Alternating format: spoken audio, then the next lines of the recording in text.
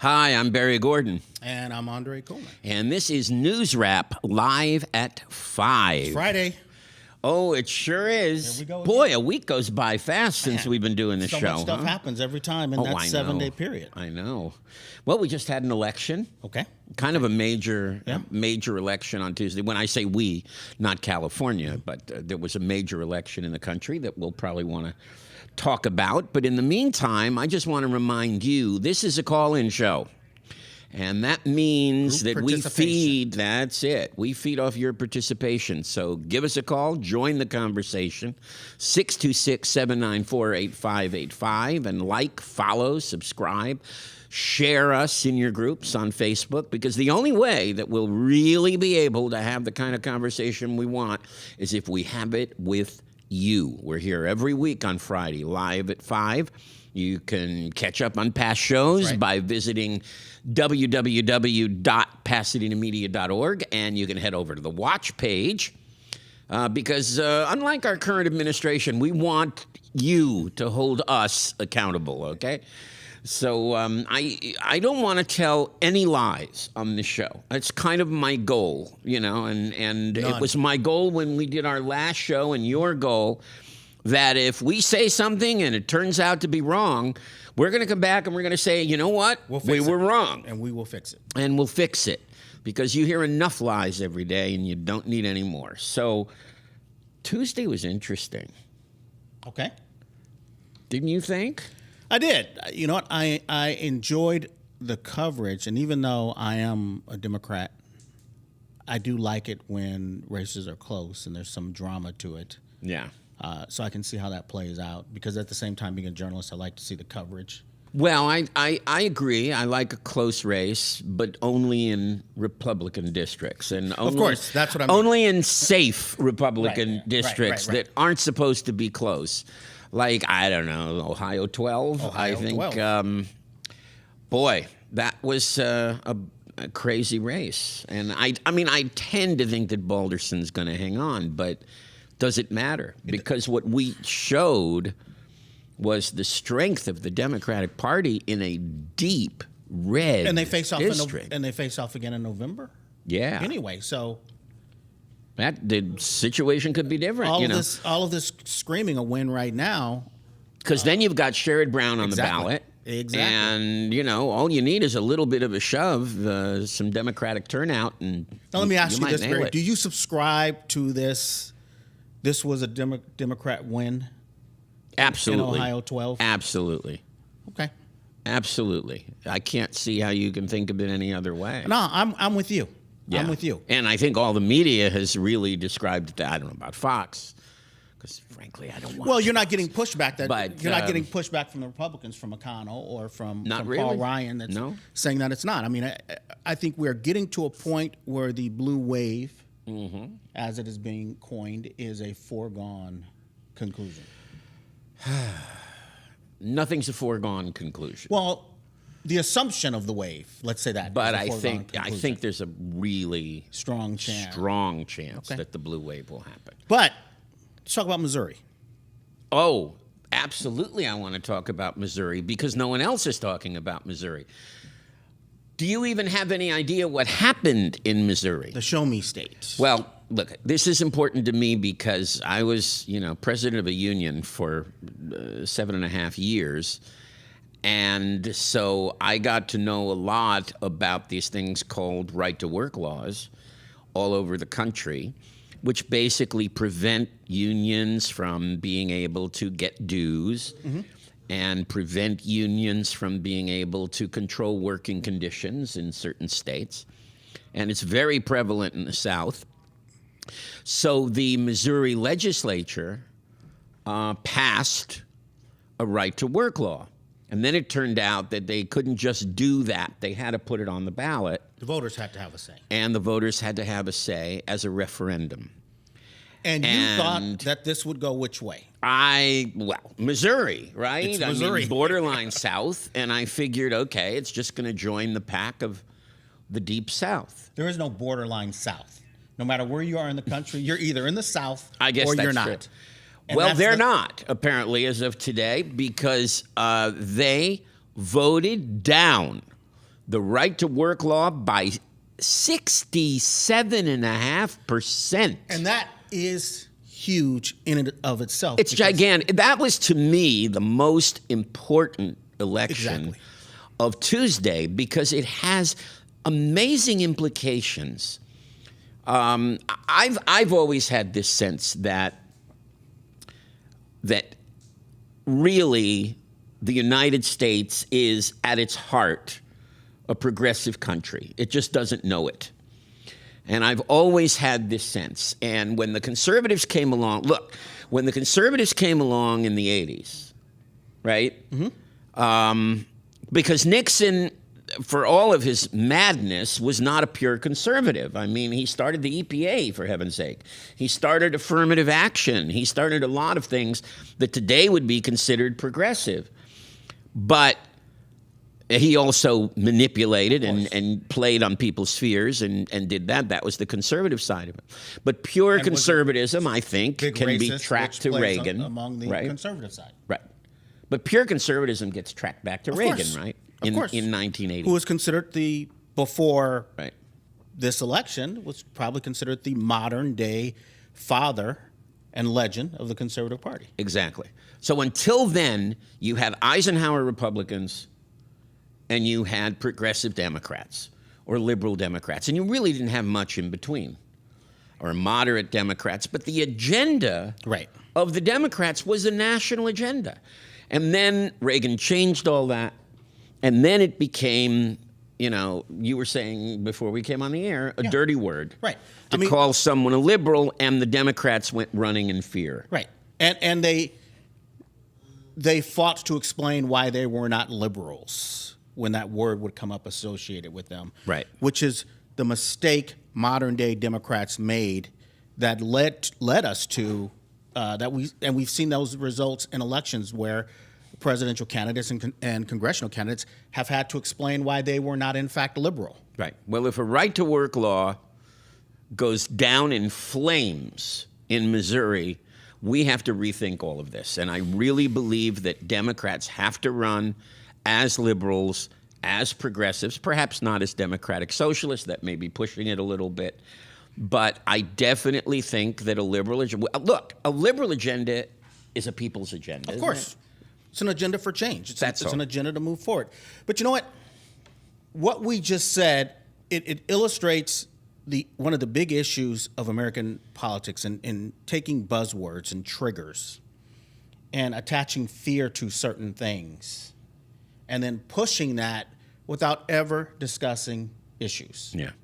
Liberal, socialist.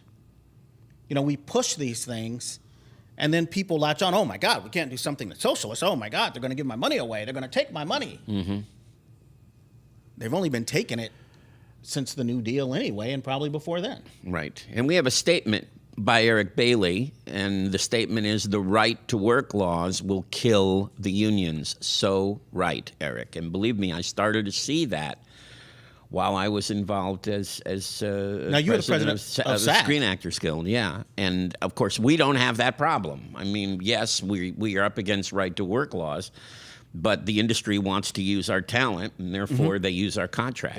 There it is. So we don't have that problem. But you know something, and we could do a whole show on this, but the demise of income equality, the rise of gross inequality, the rise of wage stagnation, all can be linked to a weaker labor movement. There it is. It's that simple. And if we could get to a place where the labor movement was stronger again, you wouldn't have these problems, because that's what unions are there for. And somehow we've come to a place where we can say people can fend for themselves. Yeah, really? Against your employer? Today you have lots of luck. That air about you like you're running for something. No, the way I am that you're not. talking into the camera. No, I want you to talk. I want to ask you, what did you take away from that election?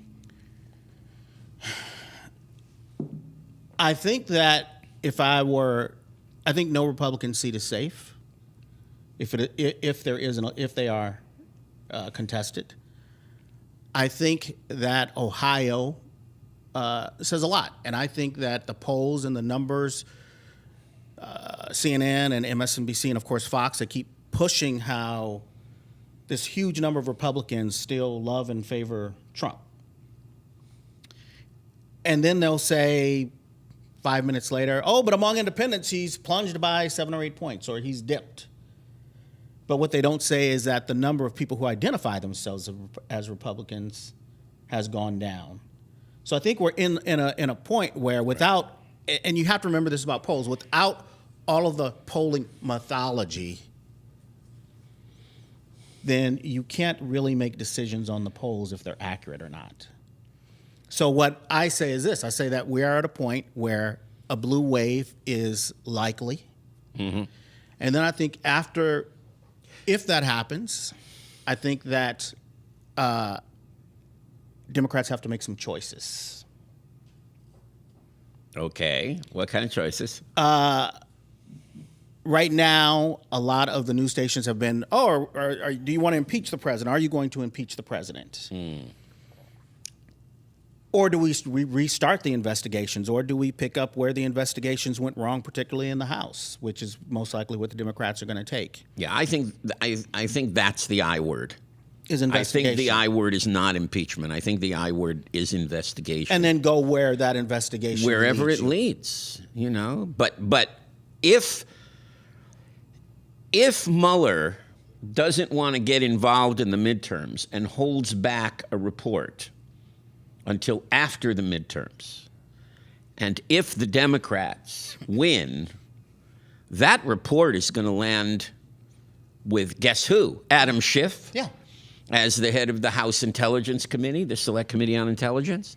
It's going to land with Jerry Nadler as the new chair of Judiciary.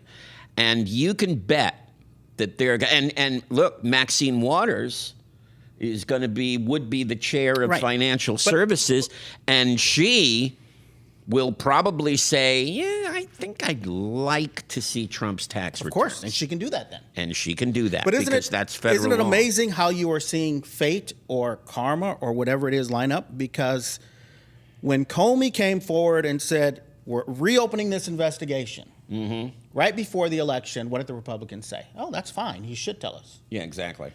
But now, what are they saying about Mueller and his investigation? Yeah, he better not get involved. He better not get involved. Exactly. So now you can see how we are spinning right back kind of in the same space. Exactly. Where it's bad to do it now, but it was okay to do it then. Yeah. But we don't want them to get involved. We want you to get involved. So why don't you call us at 626-794-8585 and join the conversation on Facebook and have some fun.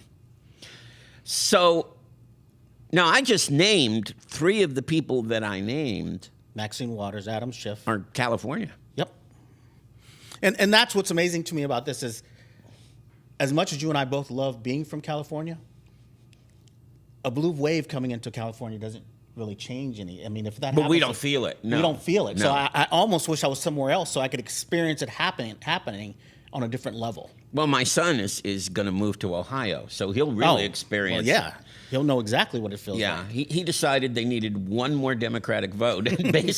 And based on the closeness of Tuesday, I think he's 100% right. Yeah. Right. I think maybe they do. So, Colin, if you're listening, move to Ohio and do a lot of walking of precincts, okay? And start convincing some people. And you know what? The other thing that I think puts the Republicans in jeopardy is, what did they spend on Ohio?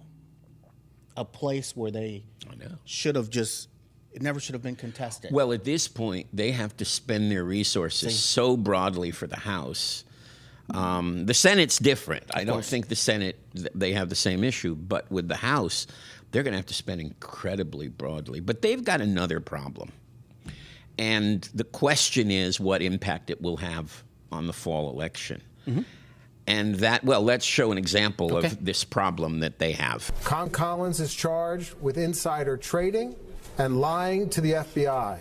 The crime that he committed was to tip his son Cameron so that Cameron and a few select others could trade on the news while the investing public remained in the dark. By lying to the FBI, they compounded their insider trading crime with the crime of criminal cover-up.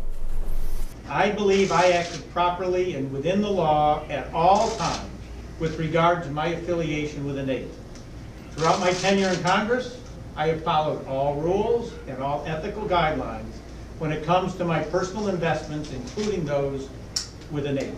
The charges that have been levied against me are meritless, and I will mount a vigorous defense in court to clear my name.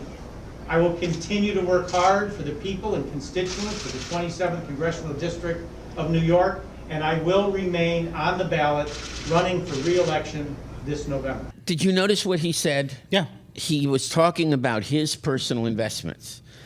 The indictment has nothing to do with his personal investment. And this is how you make a statement when you're accused of a crime and tell the truth. Yeah. But say nothing at the exact same time. Exactly. That's what he did here. That's exactly what he did. So, you know, but it's so funny that, of course, the shows that I watch, I'm sure they're not doing it on Fox News, but on MSNBC, it's like he has another name. And his name is not, you know, member of Congress Chris Collins. His name is now the first congressman to endorse Donald Trump, Representative Christopher Collins.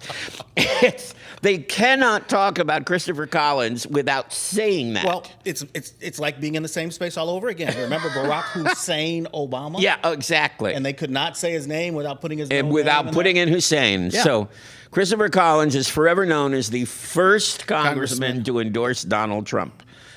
And if you think that had any connection to the insider trading thing, that's up to you. I'm not going to... I'm going to say this about those kind of crimes. People typically don't make them. Prosecutors typically do not make mistakes on insider trading. No. And standing there and going... They got the email. Of course. They have him on his phone. It's the easiest thing in the world to trace and track. Exactly. So standing there going, oh, it's so wrong, and I'm going to mount this vigorous defense. Dude, cut your deal. And get out and resign. Yeah, but if he doesn't, will the son cut the deal and throw the father under the bus? I mean, that's another question there. You better cut your deal to save your son. That's what any good father does. That's what a good father does. But frankly, is that what Trump is doing right now? I said that's what a good father does. Trump is putting Trump Jr. in. He wouldn't care if the bus ran over him, backed him up, and ran over him again and fell on him. That's a terrible thing to say, but it may have some truth to it. That's how he's acting, though. I know. Is it not? I mean, he's not acting like he really cares. And we were talking about, California seats that were in jeopardy. And one seat that I know he still has the lead in is Devin Nunes, who's the chair of the current Committee on Northern Intelligence. California. Fresno? I think might Central be. California. Yeah, I think Central. I think he's Central. Mm-hmm. And Nunes just, really stepped in it.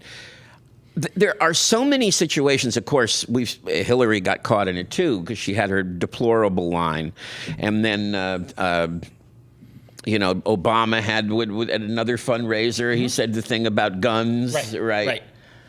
They love their guns and they hang on to their guns. So Nunes ended up doing the same thing and told us what he really thinks about what his role is as chairman of the committee, which is supposed to be objectively investigating Russian interference and any coordination or any involvement or obstruction. That's right. Yeah. So he was overheard saying this at a Republican fundraiser. Somebody recorded it. If Sessions won't unrecuse and Mueller won't clear the president, we're the only ones. We have to keep the majority. Now look at every thought. Let's just break off. If Sessions won't unrecuse, there's an issue there. If Mueller won't... Well, first of all, there's no such thing. Of course. You don't unrecuse. And secondly, he did what he had to do legally. And Mueller won't clear the president. Right. were the only ones. Every thought that he has there, the complete thought is problematic. Devin Nunes is problematic to me and probably should be investigated himself for obstruction of justice or conspiracy to obstruct justice. Well, he would be investigated by the Ethics Committee, right? And if the blue wave happens, that's going to be, the chair is going to be Linda Sanchez from California. So another one that we can... I mean, here's a guy who himself recused himself and then continued to interfere in the committee's business. That's right. So for him, ethically, unrecused, which I've never even heard of, is not an issue because he has no problem crossing the lines and playing the lines. I mean, in case you forgot, at one point, Nunes said, okay, the president has to know this information about this double secret probation memo. And I'm running it over to the White House. Yeah. And then it comes out that Nunes got the memo from the White House. And he has done everything he can to block. Well, look at the report. And the report. Yeah. So, I mean, there are some serious issues here that somebody could even look up and go, has this, I mean, it's a legitimate question. Has he obstructed the investigation, the House's investigation, the congressional investigation? So he himself, you could make some arguments that he should be looked at. Well, I definitely think you could. Absolutely. So it's, what do you say? The crazy times we live in. I know. We're in the last 5 minutes of this show. So if you want to get in on it, give us a call, 626-794-8585. So, Collins, Nunes, whoever else pops up. Well, then Schiff would lead and Trump himself. Do you think corruption is going to become a major issue in this in the general election? It has to. I won't say it has to. I will say that if the Democrats are on their game and they push this the right way, that's where they will go. You have to start asking those questions. And I think voters they don't just want a government that sets policy. They also want a government that plays on an even playing field. Mm-hmm. And I think right now you have a lot of voters who are going, there's corruption on this side. And they are doing everything they can to hide and protect, and when I say hide, I'll explain that in a second, to protect a president who is not fit to serve. Yeah. And to hide his weaknesses. So yeah, corruption has to become an issue.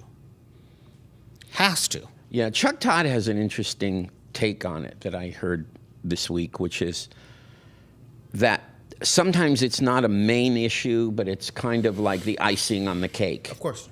Of course. And it actually magnifies the wave. That the wave, if the wave is going to happen anyway, it doesn't create a wave, but if the wave is going to happen anyway, it magnifies it.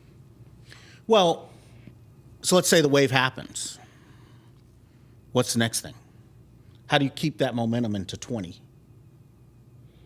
Investigation. Because and a major investigation into the corruption. Because now, once you have Congress, you run the risk of exposing your own weaknesses. That's true. And they're not going to be able to do anything, I mean, unless Trump does a 180, which is not completely impossible. I mean, if he decides that all he can do is work with the Democrats, he might, but then does he pass anything through the Senate? So, But even if he works with the Democrats, you come back to corruption, sexism, racism. Yeah, you do. Collusion. Those are things you cannot take away by going, I am now ready to work with you. Those things don't go away.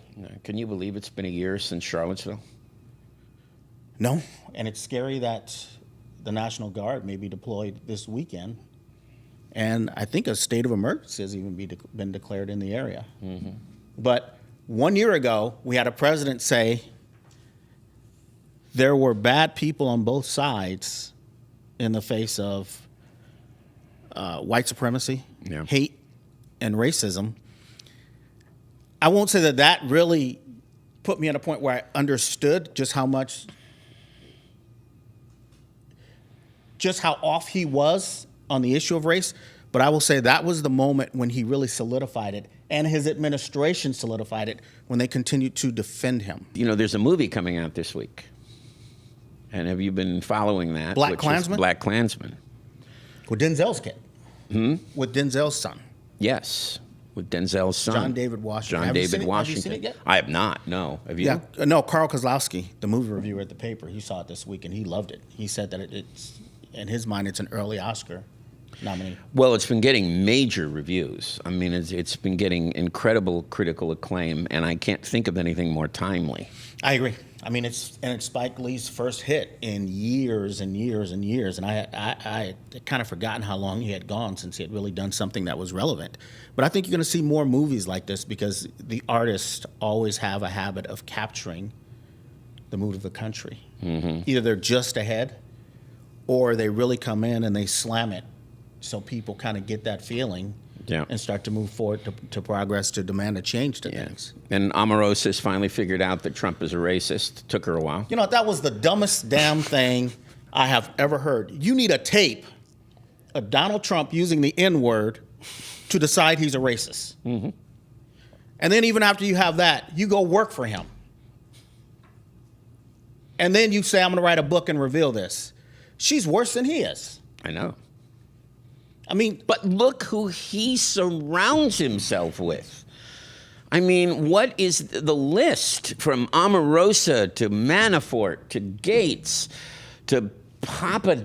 I mean, just either sleaze balls or idiots. I mean, there doesn't seem to be anything in between. There's a store that advertises stupid people, and he shops there apparently because he found every idiot, every racist, every non-equipped, ill-equipped, half-wit that he could get to put in his cabinet. Well, on that note, we have to wrap. So, I'm Barry Gordon. And I'm Andre Coleman. And we're going to wrap. I guess we're going to stay on for a few minutes on Facebook. Take it to Facebook. Take it to Facebooks. And if you like us, tell us that you like us, follow us, subscribe.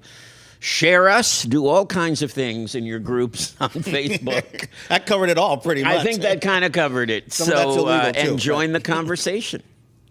All right.